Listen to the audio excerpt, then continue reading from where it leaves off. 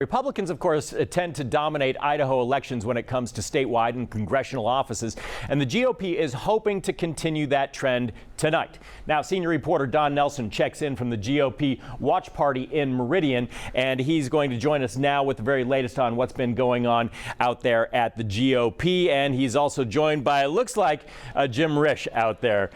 Don, of course.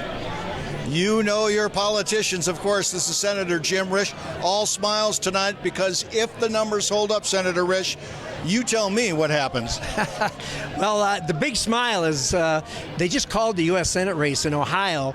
We picked up that Senate seat. It gives us 51 Republicans. Which Mike means Crapo and I are going to be chairman again. So we're looking forward to that. The Senate Foreign Relations Committee, right? Foreign Relations, him on the Finance Committee. There's only 4 Super 8 committees in the Senate. Okay. Idaho will have 2 of them. They're represented in Idaho. So I know good day for Idaho. This is a big celebration here in this room, but let's get very serious here. As the chairman, if it holds up these numbers, then you are the chairman of the Senate Foreign Relations Committee. Talk to us about the Middle East. Well, you know, first of all, if Trump gets elected, he's going to be able to put an end to these things. I worked with Donald Trump for 4 years when he was president. He's a different person than what you see on all the media. When he deals with these leaders, he's tough. He is very tough.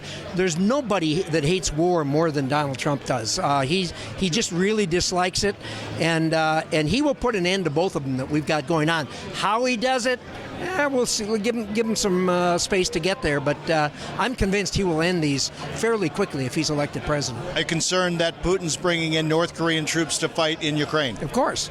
You know, we've never had Asian troops fighting on the ground in Europe before, and that's a horrible situation. And look, what Putin has done is just totally inexcusable. I mean, who'd have guessed he'd start a medieval war in the 21st century? It's not right.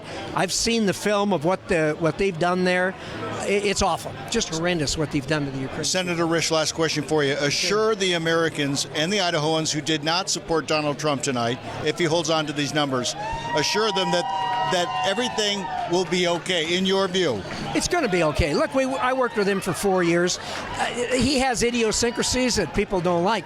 But you look back, we had a closed border. I mean, an absolutely closed border when he left office. We had inflation that was very low when he left office. We had respect for the police. We didn't have them looting these stores when he was in office.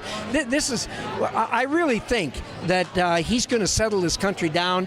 I know he's going to settle things down internationally. Things are going to be fine. Look, we're Americans. No matter who gets elected, no matter which side gets elected, we've lived through 46 presidents, some good, some not so good. The strength of this country is not the President of the United States. The strength of this country is the people of the United States of America. And quickly, 50 years ago tonight, what happened? I was elected the first time to the state Senate, but before I forget, congratulations on 30 years doing what you're doing. Thank you, Senator. Good to see you. Thank you. I'll let you go. Get out of here. Okay. And we have some other things that we want to talk about later in the show concerning Speaker of the House Mike Moyle, what he thinks another Trump presidency, if these numbers hold up, means to the state legislature. Let's go back to the studio with Roland Byers. Yep, Don, thank you very much again.